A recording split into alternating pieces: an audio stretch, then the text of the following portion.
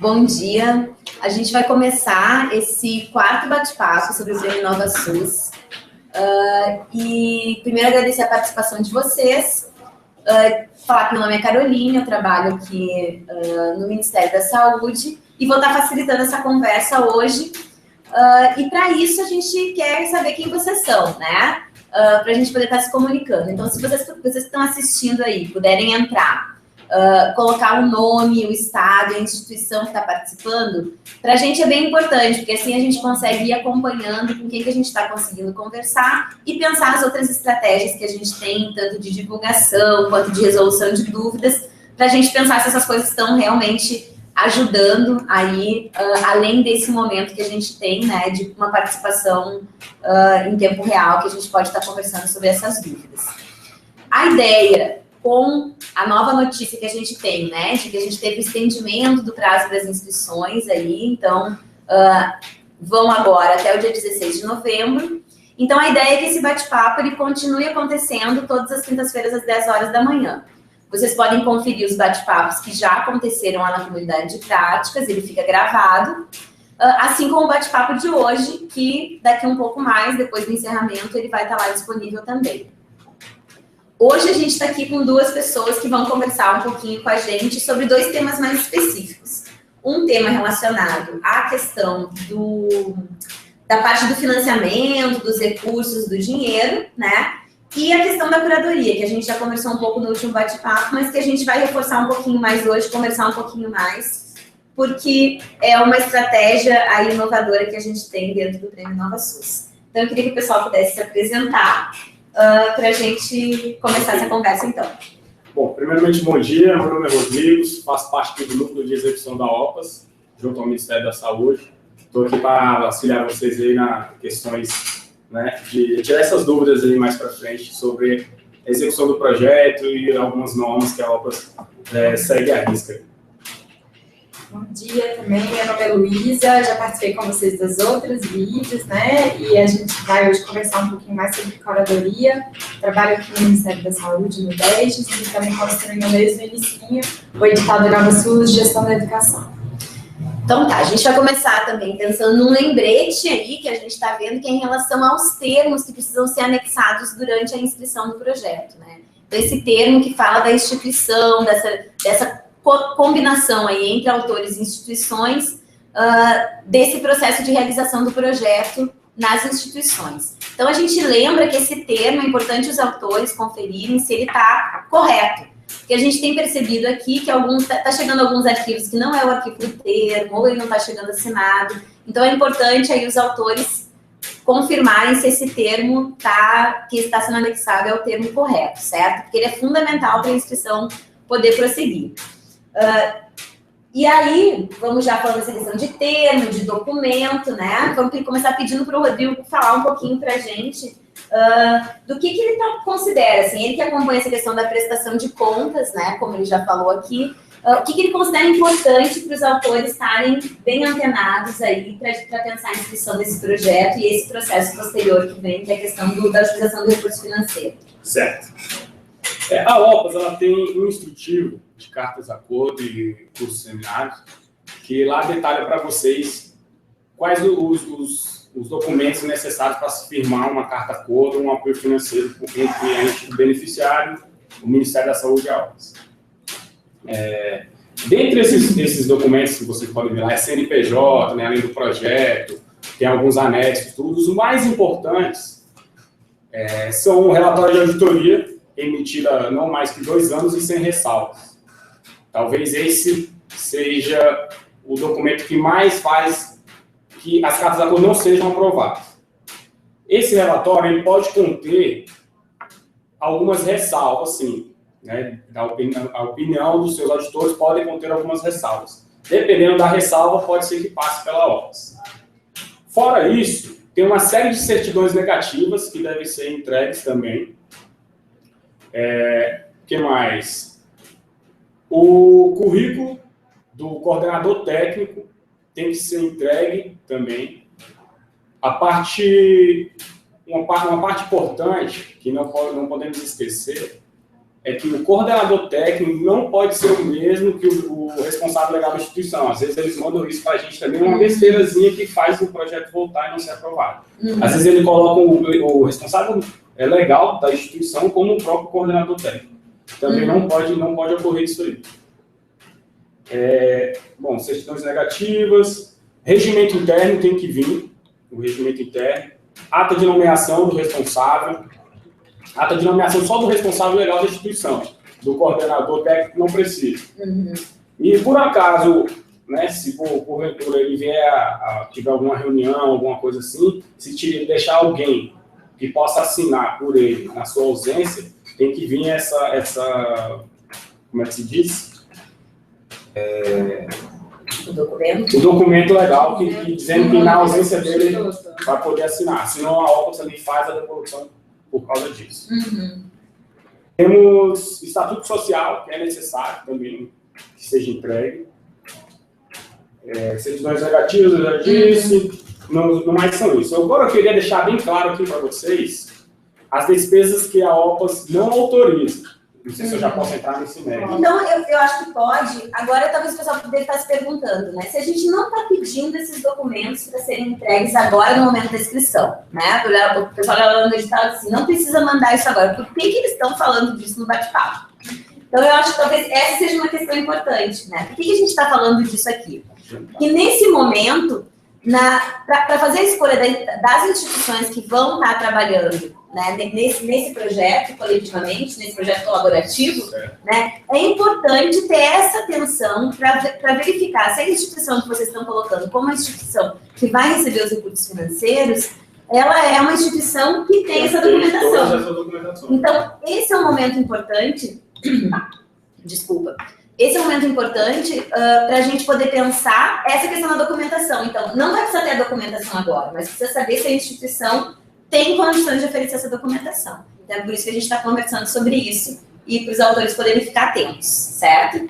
Até porque, desculpa te interromper, nós temos as instituições executoras do projeto, né? Sim. E as instituições, o responsável pelo recurso.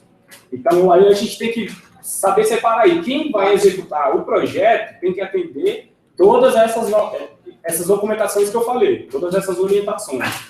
Quem vai cuidar só do recurso, não precisa. A verdade é o contrário. Quem vai cuidar do recurso atende essas solicitações. Quem vai executar o projeto, não. Não precisa. Então, você vai entregar para a gente o projeto baseado para quem vai receber o recurso. Então, quem vai receber o recurso tem que atender todas essas solicitações aí. Rodrigo, no caso, por exemplo, uma fundação. Só um segundo, a gente está com uma colega participando aqui que está querendo fazer uma pergunta, só que ela não está aparecendo aqui na câmera, então eu vou pedir para ela chegar aqui pertinho, se apresentar também, para fazer essa pergunta. Faça a pergunta para o Rodrigo, então. E te apresenta, por favor. Cida Timo, trabalho no DEGES, não sei se tem algum conhecido meu aí hoje, mas estou há algum tempo aqui no DEGES, conheço bastante pessoas dos estados e municípios, então, mas eu não sei quem está aí. De qualquer forma, muito obrigada pela presença de vocês, e eu acho que essa conversa é muito importante, porque eu vejo isso também como um cuidado com as pessoas que estão lá no território, a gente sabe da correria, de todo o esforço de vocês para organizar um projeto, para elaborar um projeto. E se vocês não têm essas informações, como, por exemplo, os documentos que uma instituição precisa para se inscrever, e depois de todo esse esforço, vocês falam, não posso concorrer porque faltou esse documento. Então, eu vejo isso como um cuidado do DEGES com vocês, no momento em que avisa antecipadamente o que vocês vão precisar para concorrer. Mas a minha pergunta é o seguinte, Rodrigo, que eu acho que pode ser de interesse de todos. Por exemplo, uma secretaria de... Posso? É só porque não está aparecendo ali, a gente tá meio esquisito. Isso, tem que estar pertinho assim, senão o pessoal não vê o teu rostinho. Uma voz meio fantasmagórica, fazendo uma pergunta aí, não é o caso. Então, a minha pergunta para o Rodrigo é a seguinte, uma secretaria de Estado, por exemplo, ou uma CIES regional, ela quer apresentar um projeto, mas ela vai fazer, quem vai receber esse recurso é uma fundação. Nesse caso, Rodrigo, quem tem que apresentar a documentação é a fundação. É a fundação. Né? É a fundação. Embora a CS seja autora do projeto, ela está usando para execução financeira do projeto uma fundação. E, nesse caso, uma fundação deve apresentar a documentação, né? Ok. Então, tá. Então, a gente já tem algumas perguntas, né, do pessoal. Aí a gente vai começar com umas perguntas que vieram pela comunidade de práticas, então, e aí eu vou pedir para a Luísa ajudar a gente, que é o nosso tema, que a gente vai conversar mais hoje, é sobre a questão da curadoria. Então, a Aline está perguntando quando começa o processo de curadoria. E aí, Luísa, quando que começa e o que é? A Aline de onde? Não diz? Para a gente pensar um pouco essa questão da curadoria, nós puder falar um pouquinho o que é e já responder a pergunta da Aline aí, quando que começa. Então, a curadoria faz parte dessa ideia inovadora, né, nos editais. Nem sempre a gente vê esse processo, mas a gente já tem trabalhado em alguns lugarzinhos aqui no Ministério com um pouco dessa ideia, que é ter um momento onde a gente vai ajudar a aperfeiçoar esses projetos, né? Assim, conversar com os autores para falar assim, o que a gente pode fazer para esse projeto ficar mais redondinho, para ficar mais claro o que você está querendo dizer, como que a gente pode avançar em um ponto ou naquele outro ponto. E pensando numa prática colaborativa, né? Olha, então vamos trocar, vamos fazer isso junto. A gente está aqui do Ministério da Saúde para construir com vocês e com outros colegas também, pensando que isso vai se multiplicar no território. Acho que essa é uma cara importante da curadoria quando a gente pensou para colocá-la no projeto, no edital do InovaSUS. Então, ela vai começar assim que terminarem as inscrições. Então, todo mundo que fizer as inscrições, a gente vai até o dia 16 agora, né? Então, encerra as inscrições no dia 16. No dia 17 vai começar a curadoria. Como que vai ser? Cada projeto vai ter um curador designado. A gente tem uma equipe grande de curadores, de pessoas bem legais. A Cida mesmo que está aqui conversando com a gente, faz parte da nossa curadoria, uma das nossas curadoras. O curador daquele projeto vai mandar uma mensagem para a pessoa. Essa mensagem ele vai mandar pelo próprio relato. No relato de experiência, que é a apresentação do projeto aqui no prêmio na gestão da educação, vai ter lá embaixo escrito um espaço de curadoria. E aí lá tem a mensagem. O curador vai lá, então a Cida vai lá num projeto que ela vai estar cuidando desse projeto, ajudando vocês, deixa essa mensagem lá. O autor vai receber no e-mail dele uma mensagem dizendo, olha, começamos a curar o seu projeto e tal, dá uma olhada lá. Para conseguir ler o que está ali, não vai dar para acessar pelo e-mail, você não vai conseguir ler pelo e-mail, você vai ter que entrar na comunidade de práticas, fazer o seu login, e aí lá no seu relato, lá na página Meus Relatos, olha no seu relato, lá embaixo no final, curadoria, você vai ver a mensagem. E aí vai começar esse processo de troca. Vai ser um período que vai durar um mês, né? Então, do dia 17 de novembro ao dia 17 de dezembro, vai ter esse tempo para poder conversar e qualificar esse projeto. Então, assim, o que conversar ali, nessa parte da curadoria, o autor, pode ser o autor principal ou podem ser os outros coautores, porque a gente está com vários projetos legais que tem vários autores, achando isso bem legal também, vai poder editar esse relato para poder fazer as modificações lá que eles comportarem, que acharem legal, para poder qualificar esse projeto, porque só assim que na hora que o projeto for publicado, todo mundo vai poder visualizar essas alterações que foram feitas. E aí, já aproveitando, né, a pergunta da Melissa ali embaixo também, né? Não, desculpa, da Melissa não. Perguntou que dia que vai ser publicado os relatos. Acho uma pergunta a Jucimara. Isso. A Jucimara está perguntando quando que ele quando os relatos vão ser publicados. Vão ser publicados exatamente no dia seguinte, quando terminar a curadoria. Então, a gente vai ter um mês para fazer essa conversa. No dia 18 de dezembro, os relatos vão ser publicados. Então, eles vão estar na comunidade para todo mundo ver, conhecer esses projetos e a gente começar a trocar. Falar, olha que legal, né? Lá no Mato Grosso tem um projeto parecido com o meu. Será que eu posso ver uma ideia que ele está fazendo também e aproveitar? Depois que os projetos forem publicados, não vai poder editar esses projetos, né? Só lá depois que finalizar o edital. Mas a gente já vai poder ir lendo e trocando e se somando aos mais de 4.000 relatos que já tem na comunidade de práticas, né? Então, eu acho que está trazendo um elemento importante aqui, Luísa, que eu acho que é legal para os autores, aí, para quem ainda está nesse processo de encorajamento para se inscrever no Nova SUS, que é pensar que esse projeto de curadoria, então, que esse processo de curadoria, ele começa com as inscrições, então os autores ainda têm um mês para ir melhorando, para ir conversando sobre esse processo e ir colocando elementos para poder aperfeiçoar esse projeto, então. Né? Então, acho que essa é uma dimensão bem importante que a gente acha importante deixar bem claro aqui no bate-papo hoje, porque a gente precisa esse tempo de amadurecimento do projeto, né? Para que esse projeto realmente possa ser executado, que possa ter um outro olhar, que a gente possa construir mesmo de uma forma colaborativa, né? Então, essa questão, eu acho que é uma dimensão bem inovadora e acho que também é um recurso para a gente apostar no nosso projeto, né? Apostar ali nas ideias que a gente tem, a gente poder semear essas ideias ali e pensar que tem esse tempo de amadurecimento aí, então, de um mês, que não é pouca coisa, é um pouquinho menos do tempo de inscrição que a gente está tendo, né? E é uma possibilidade de qualificar esse processo antes da avaliação, né? Então, assim, a gente tem... e aí, eu acho que talvez seria importante a gente pensar qual é a diferença de curadoria e avaliação, né? Podia falar um pouco para a gente sobre isso, assim, como é que se diferencia isso? A curadoria, ela não vai avaliar esse projeto, porque o curador é alguém que está torcendo por aquele projeto, alguém que está querendo ajudar esse projeto a ir para frente, a se dar bem nessa avaliação, a acontecer nesse processo. Como a gente está falando de um prêmio, a gente vai ter etapas de avaliação.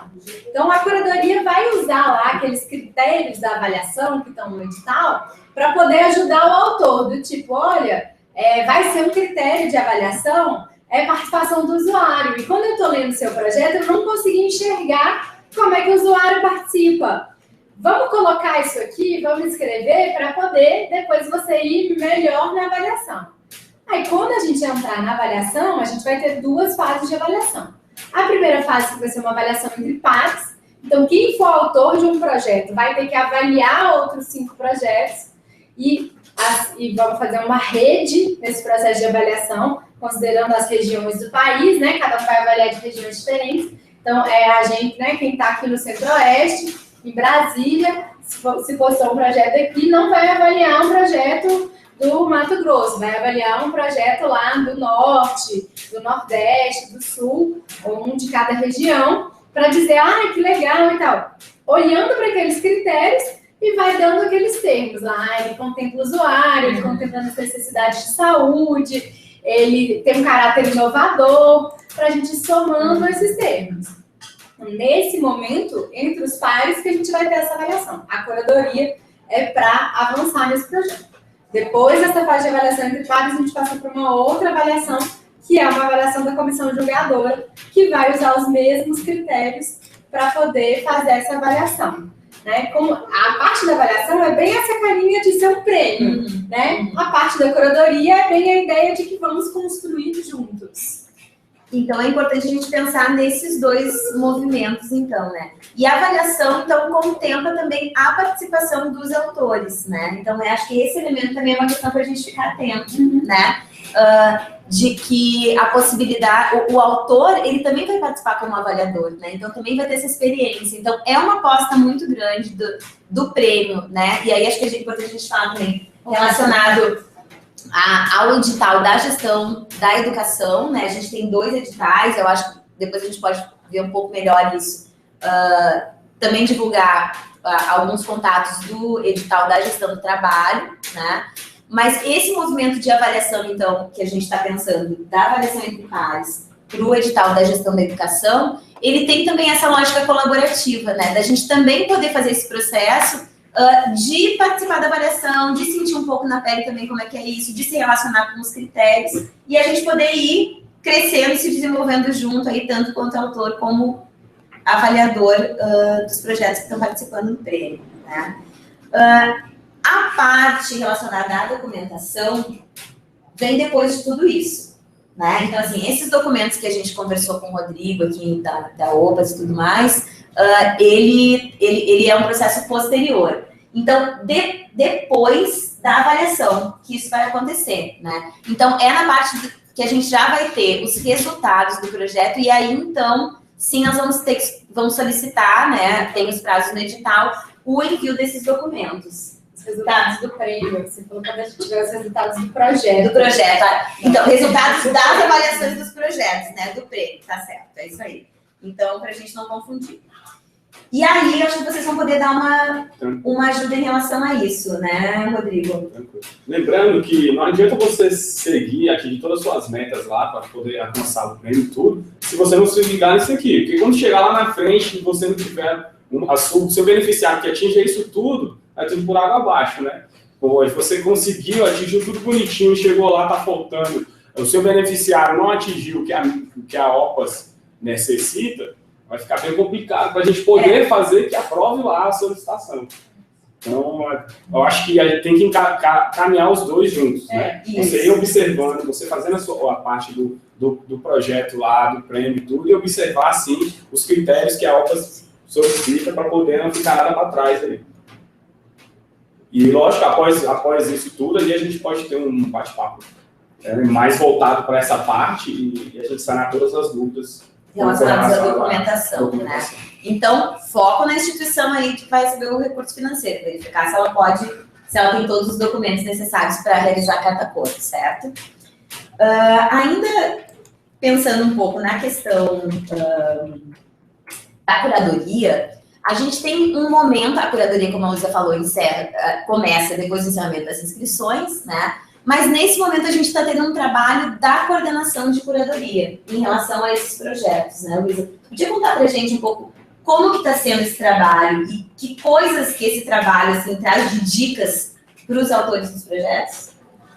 Olha, nesse momento a gente da coordenação da curadoria, nós estamos verificando todas as inscrições e vendo como que elas estão se organizando ali dentro do Inova, né? É uma preocupação nossa mesmo e um cuidado que todo mundo que fez a inscrição consiga passar para a fase de curadoria. Então, estamos olhando os contatos das pessoas, etc., e verificando especialmente o termo. Se o termo de representação inserido está correto. Porque, às vezes, vem um arquivo errado, alguém na hora de selecionar um arquivo anexa sem querer, às vezes, né, aí vem em branco, a gente não consegue baixar o arquivo. Outras vezes acontece da pessoa mandar o arquivo e falar, autoriza a Paula representar a instituição, mas quem é o autor do projeto é a Carolina.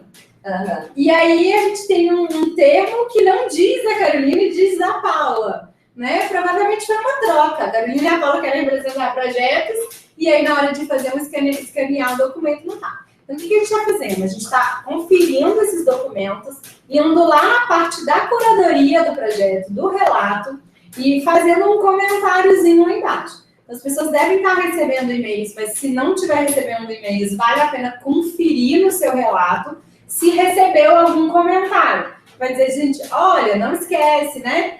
Tem que ir lá, tem que conferir, dá uma olhada se o seu termo está correto, não consegui baixar o seu termo vem em branco, o seu termo vem sem assinatura. Estou fazendo bem essas observações.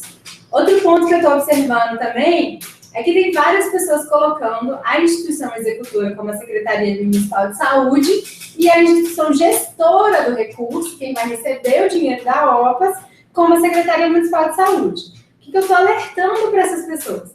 Dá uma conferida, vai lá no setor de convênios da prefeitura, da secretaria, e conversa direitinho com o pessoal, com calma. Porque depois a gente vai ter que bater esse CNPJ. O CNPJ que foi inscrito lá vai ter que estar, o CNPJ na carta cor. Então a gente vai ter que dizer, é esse mesmo? Porque muitas vezes a prefeitura e a secretaria, elas têm uma fundação, uma instituição sem fins lucrativos que é ligada a elas, que faz esse apoio, que tem condições de receber esse recurso, mas não é exatamente a instituição da secretaria, tem um outro CNPJ. Então, essa diferença vai ser importante. Eu estou dizendo, tá certo, tá errado, isso está impedindo a inscrição. Não, de forma alguma. É só um alerta. Olha, você foi lá, você conversou bem com esse pessoal, mostrou para eles um instrutivo, levou detalhadinho o edital, falou, vai dar, dá certo? Aí se o pessoal do setor de convênios falar assim, dá certo, beleza, dá certo. Se não, tem que voltar e editar a inscrição, né? Tanto para mudar o termo, quanto para ver essa questão da instituição, precisa voltar na edição da inscrição. Aí tem muita gente que fala assim, não estou sabendo onde é que eu faço a edição da inscrição. Isso, acho que essa é uma coisa bem importante a gente falar. Então, pode editar, eu acho que tem duas coisas. Pode editar, né, Luísa? Pode editar até o último momento, né? Até as 11h59 do dia 16 de novembro. Os autores podem fazer isso com tranquilidade, né? Então é bom revisar, né? Vai colocando, pode mandar, mas dá uma revisada, olha lá. Então, tanto para mudar documento, quanto para mudar informação, para qualificar. Então, diz aí, como é que o povo faz para conseguir editar o seu relato? O seu projeto lá na parte dos relatos da comunidade. Se você quiser editar o seu relato, que é a forma que você está apresentando o seu projeto, você vai lá na sua página, nos meus relatos, você vai ver o seu relato lá, você vai ver o título dele lá, vai ver as perguntas e vai entrar e vai conseguir continuar falando dele. Vai poder dar uma olhada lá na partezinha de curadoria, ver se eu fiz algum comentário lá sobre a sua inscrição. Mas é diferente de editar a sua inscrição no Inova. Então vamos falar dessas duas coisas. Porque para editar a sua inscrição no Inova, o que vai ter o que você vai precisar fazer? Primeiro você vai precisar estar logado na comunidade. Então vai entrar no site, colocar o seu e-mail, colocar a sua senha. Aí, na hora que estiver aparecendo a sua carinha lá, né? A minha aparece, bem-vindo, Luísa. Na hora que eu estiver lá, você, tô logado. Aí vai entrar na página de eventos do Inova. Então, quando a gente entra lá, lá em cima, lá, CDP Eventos. Aí logo o primeiro que aparece já é do Inova SUS. Você clica nele e acessa essa página de eventos, que é onde você fez a inscrição da primeira vez. Quando você descer lá embaixo, passando o fluxograma, passando o passo a passo da inscrição, você vai ver que agora, no lugar aonde tinha para você começar a inscrição, agora tem um quadradinho dizendo o seu número de inscrição.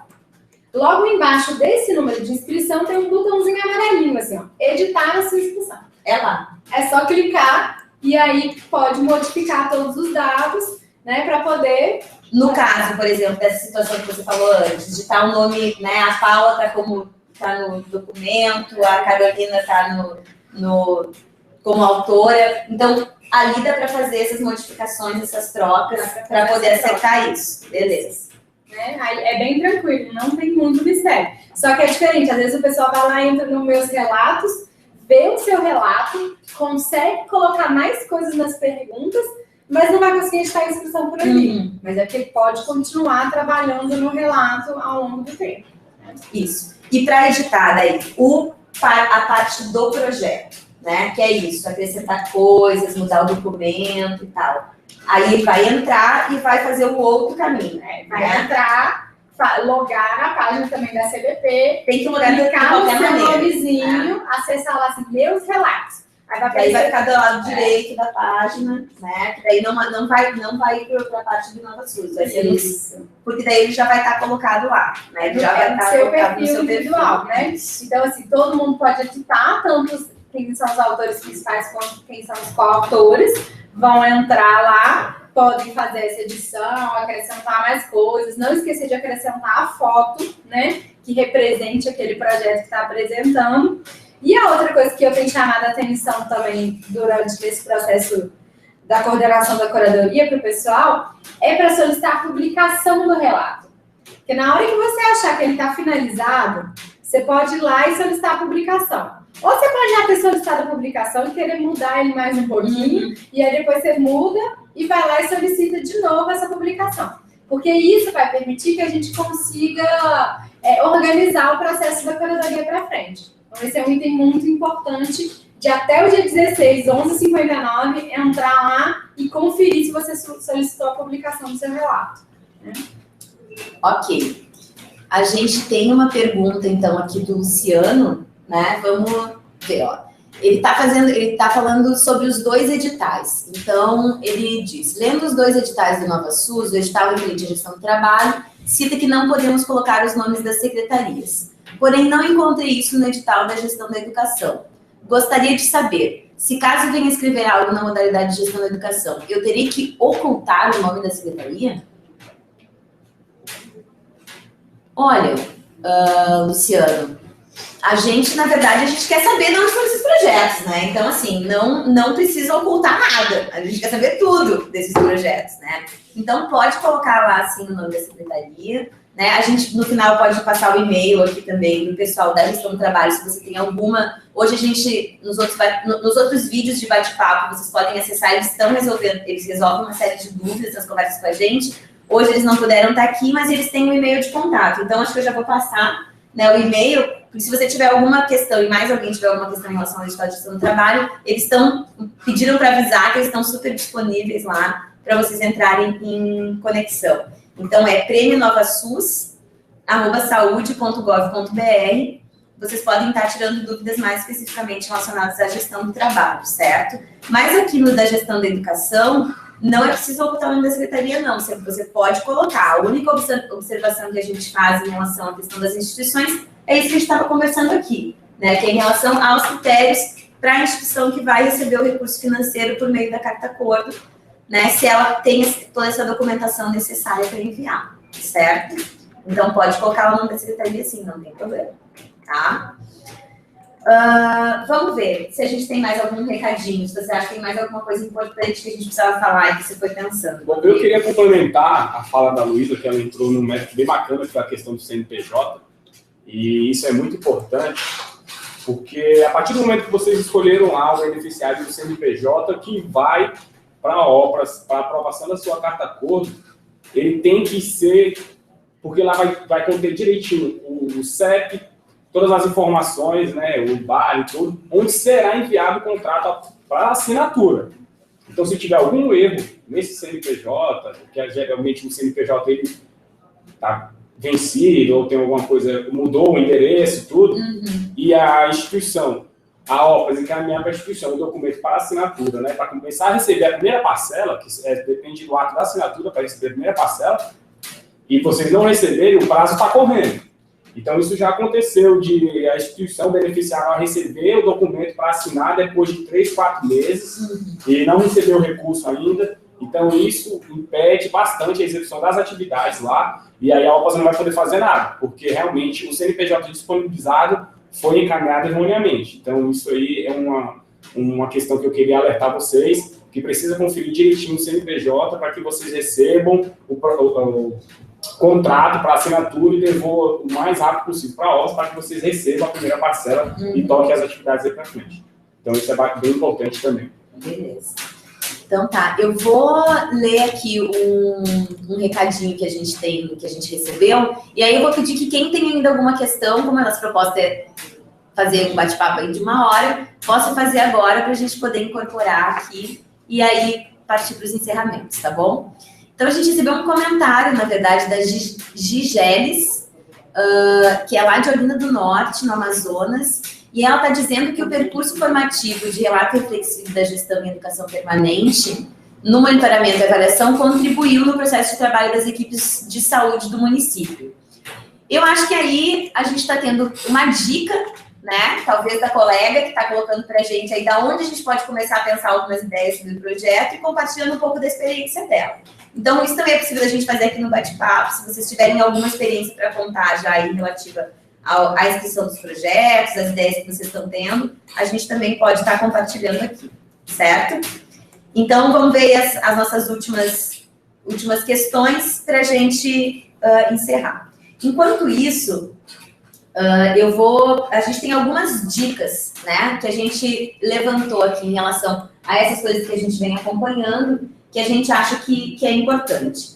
Uma primeira relacionada ainda a essa questão do recurso financeiro, né, Rodrigo, que até o Rodrigo estava alertando a gente aqui antes de começar, que é a questão da proporção de recursos que pode ser previsto para cada uma das das coisas em que são gastas esse dinheiro, né? E aí a gente sabe que, em geral, a questão da bolsa é uma questão que é uma grande dúvida dos autores, né? Então, quanto do projeto eles podem pensar em investir, por exemplo, no pagamento de bolsa? Olha, essa é uma questão também muito chatinha, que a OPAS bate bastante em cima. Vocês vão perceber, quando estiverem fazendo a análise do instrutivo lá da solicitação de carta-acordo, que eles cobram algumas porcentagens de gastos, né, do valor total do projeto para algumas rubricas. Na contratação das bolsas, né, no valor total, vamos supor que vocês estão fazendo um valor total de 100 mil, vocês não podem ultrapassar 60% desse valor para nenhuma rubrica. Ou seja, não vou poder passar 60% desse valor para a rubrica de pessoa física, ou pessoa jurídica, ou material de consumo. Então, o limite de gasto do valor total da carta-acordo para qualquer rubrica pertinente ao projeto é de 60% do valor total. Lembrando que no decorrer das atividades, da execução das atividades, vocês podem remanejar sem autorização prévia da OPAS até 10% do valor da rubrica. Então, se eu tenho um valor X em pessoa jurídica e tenho um valor X em pessoa física, e eu preciso lá, no decorrer do meu projeto, remanejar um valorzinho para que ficou faltando para complemento, eu posso remanejar até 10% do valor da rubrica para outra, sem prévia autorização da OPAS. Caso seja necessário um valor acima, tem que ser feito um ofíciozinho encaminhado para a OPAS para poder ter a autorização e tudo. Nós temos uns valores de custos operacionais também, que são despesas de água, luz, telefone, né, aluguel de algumas instalações, que também não podem ultrapassar o valor de 10% do valor total da carta-acordo.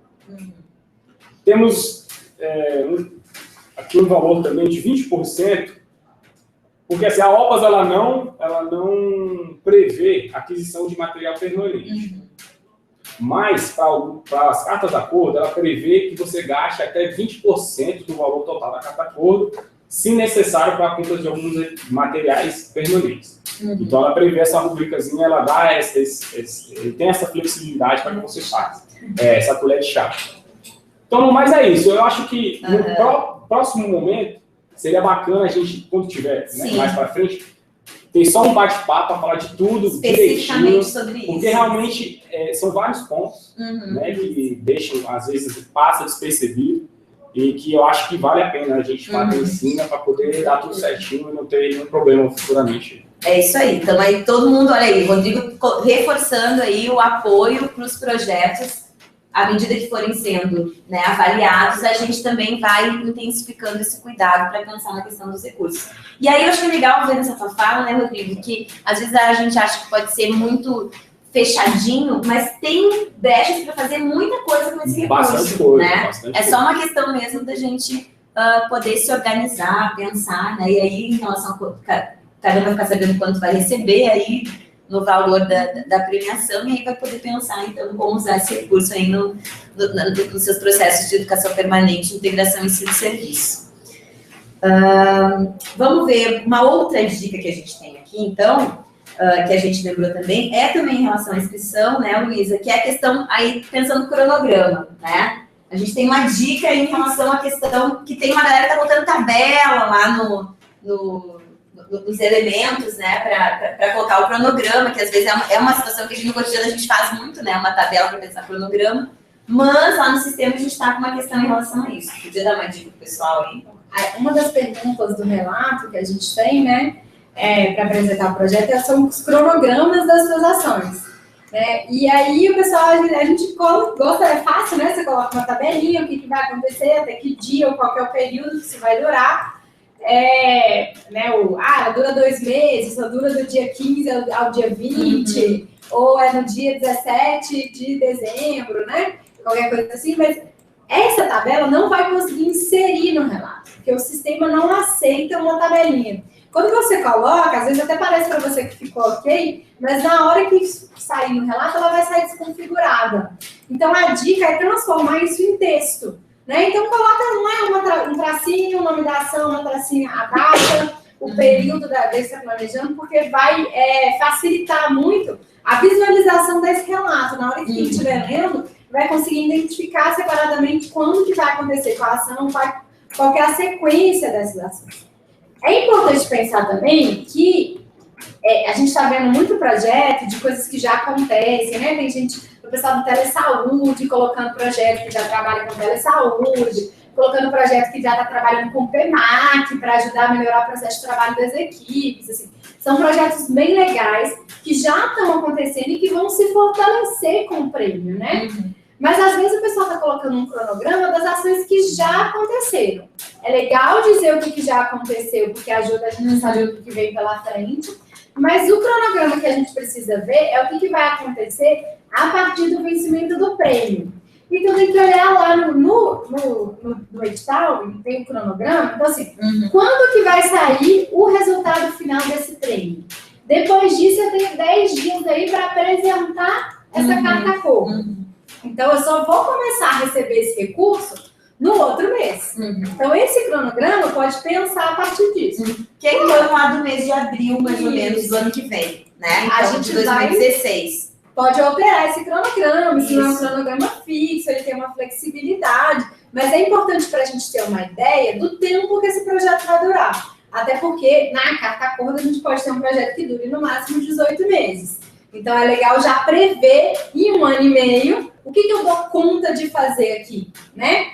Mas eu vou precisar refazer esse cronograma, depois que eu souber quanto de recurso que eu vou ganhar, que eu vou conseguir saber se eu vou conseguir fazer todas essas ações do cronograma, se eu vou conseguir... Tudo bem, isso a gente pode qualificar depois, mas nesse momento é importante a gente ter essa ideia. Você está pensando num projeto que dura quanto tempo?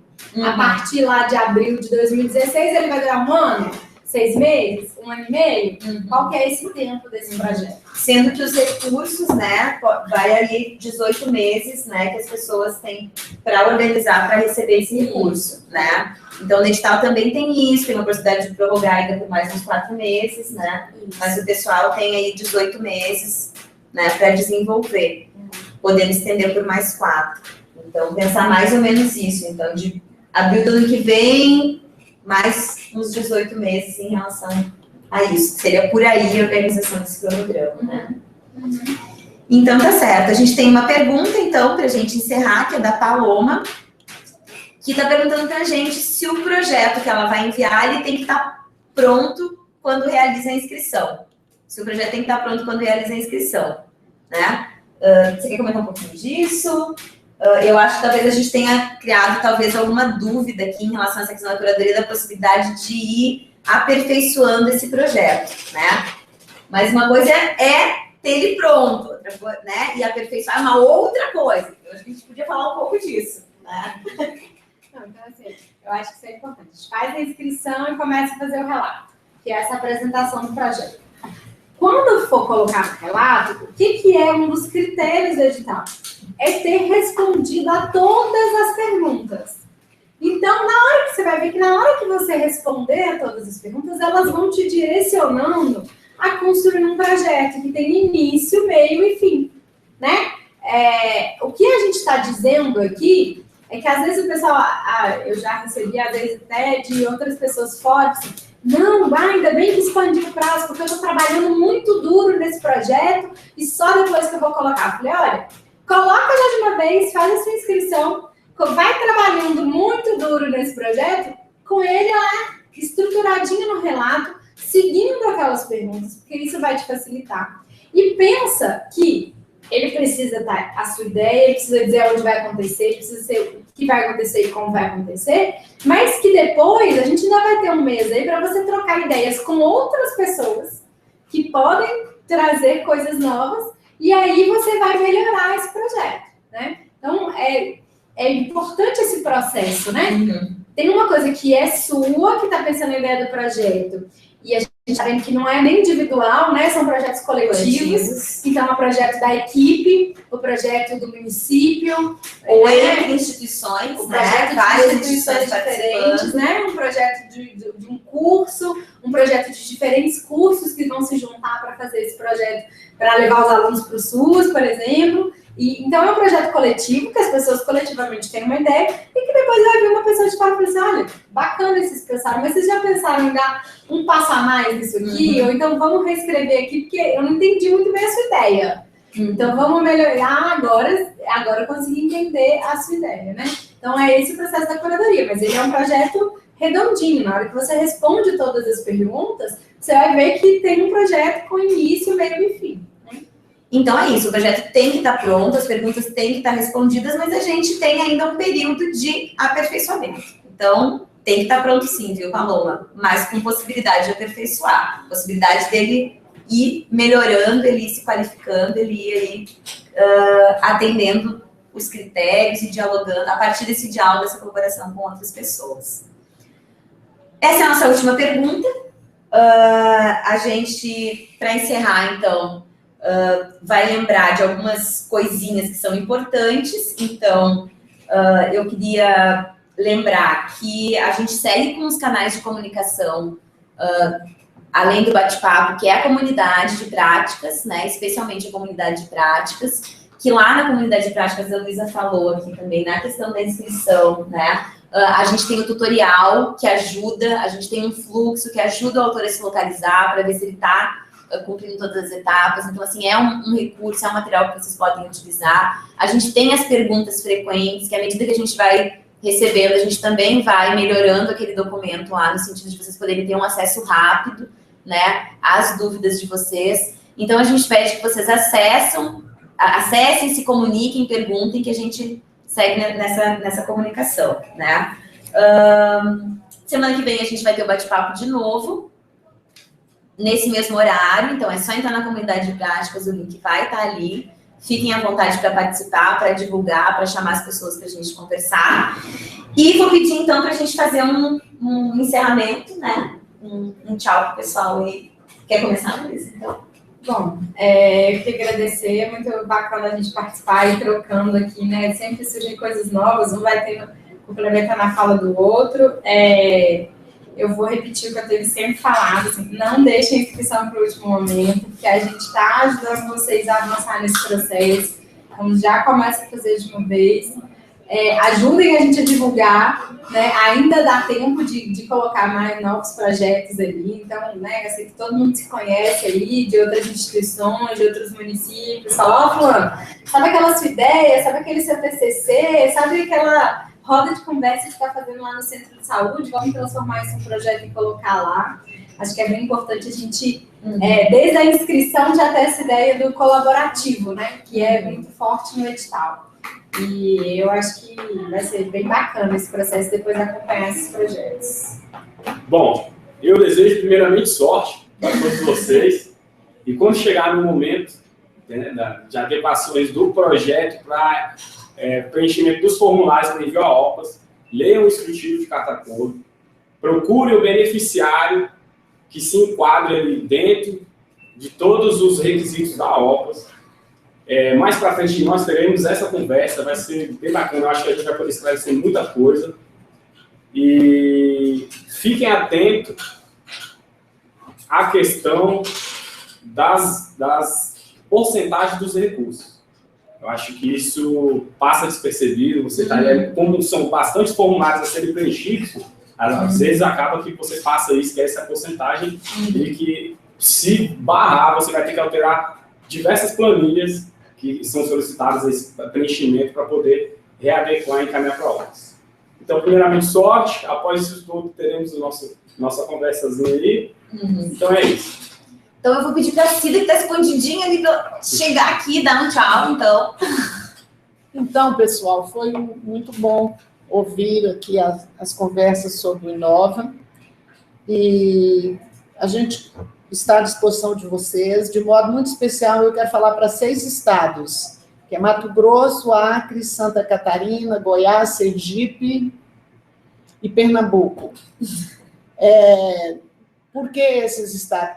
Porque eu e a Jo, somos ativadoras desses estados. A Jo hoje está em Goiás, fazendo o encontro dela de PS em movimento. E o que eu quero dizer é o seguinte: não perca essa oportunidade, é um momento de vocês estarem apresentando as ideias de vocês, as propostas que vocês têm aí nos estados, de mostrar o trabalho que vocês fazem aí, que muitas vezes não tem visibilidade no país, não tem visibilidade nem mesmo na região de vocês, porque a gente sabe que há momentos que o trabalho ele passa por um período de isolamento. Então, é uma grande oportunidade. Eu sou uma defensora ardorosa do Inova, eu estou com o Inova desde 2011 pela gestão do trabalho, e acredito muito que esse projeto ele pode dar uma alavancada aí nos processos de educação permanente nas regiões. Não vão perder essa oportunidade, não. E conte com a gente. A gente aqui no Bate-Papo está disponível na comunidade prática, mas tem também o contato pessoal.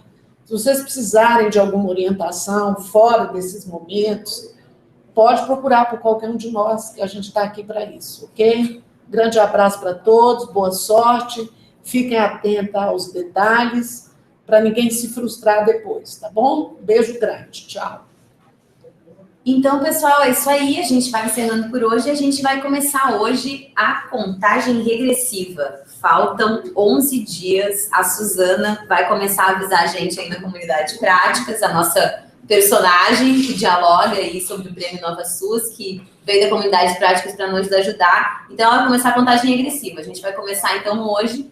Lembrando que faltam esses 11 dias. Vamos lá, então. Vamos na coragem, né, Cida? Vamos se inscrever aí para o projeto, com os projetos, para a gente ter um monte de coisa bonita. São 42 projetos só no edital da gestão da educação. Então, tem bastante possibilidade aí. E aguardamos vocês no próximo bate-papo. Obrigada à equipe que ajudou aí no apoio todo para a gente estar aqui hoje, certo? Bom dia.